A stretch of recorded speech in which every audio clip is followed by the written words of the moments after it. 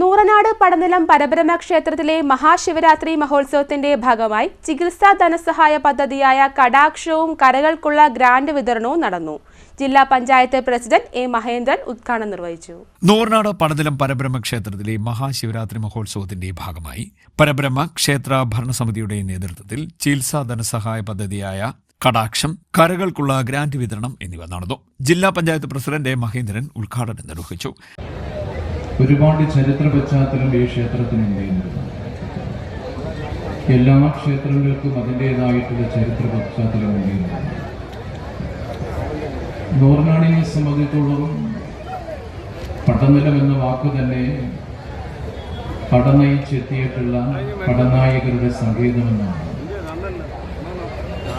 ഒരു കാലഘട്ടങ്ങളിൽ, രാജവംശ കാലഘട്ടങ്ങളിൽ നിരവധി പടകൾ നയിച്ച് അതിൻ്റെതായിട്ടുള്ള ഒരു സങ്കേതമായി പടനിലം മാറിയിരുന്നത്.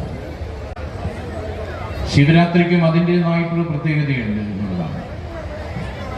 ഈ ക്ഷേത്രത്തിലെ കെട്ടുകാഴ്ച നിർമ്മാണങ്ങൾ വർഷങ്ങളോടും പഴക്കമുള്ളതും പാരമ്പര്യമുള്ളതുമാണ് എന്നുള്ളതാണ്. ഓണാട്ടുകരയിലെ പല ഭാഗങ്ങളിലെയും ക്ഷേത്രങ്ങളിലെ കെട്ടുകാഴ്ചകൾക്ക് അതിൻ്റെതായിട്ടുള്ള ചരിത്രമുണ്ട് എന്നുള്ളതാണ്. കൊല്ലം ജില്ലയിലെ കെട്ടുകാഴ്ചകൾ നന്ദികേശന്റെ നിർമ്മാണം നടക്കുന്ന ക്ഷേത്രങ്ങളുമുണ്ട്. ക്ഷേത്ര ഭരണസമിതി പ്രസിഡന്റ് രാധാകൃഷ്ണൻ രാധാലയം അധ്യക്ഷനായി. ക്ഷേമകാര്യ കൺവീനർ എസ് വിഷ്ണു സ്വാഗതം പറഞ്ഞു. ഗ്രാമപഞ്ചായത്ത് പ്രസിഡന്റുമാരായ N Rajesh Kumar, Susamma Chacko, C R Dinraj, secretary K Ramesh, D Santhosh Kumar, C Venugopalakurup, S Krishnankutty Nair, Suresh Parappuram, M Asokan, A Ajikumar, B K Madhusoodanakurup, K Mohankumar, D Aneesh, C Aneesh Muthukattukara, B Prakash എന്നിവർ സംസാരിച്ചു.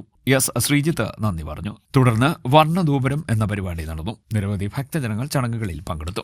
C D net news, Charummood.